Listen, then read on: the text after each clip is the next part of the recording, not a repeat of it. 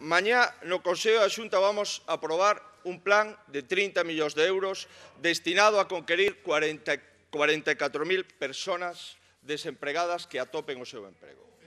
Vamos a aprobar un plan, o Plan 500, que ten tres consideracións. A primeira, vamos a priorizar os territorios con máis paro e axudaremos a aqueles concellos que teñan un paro superior a 500 persoas no seu termo municipal.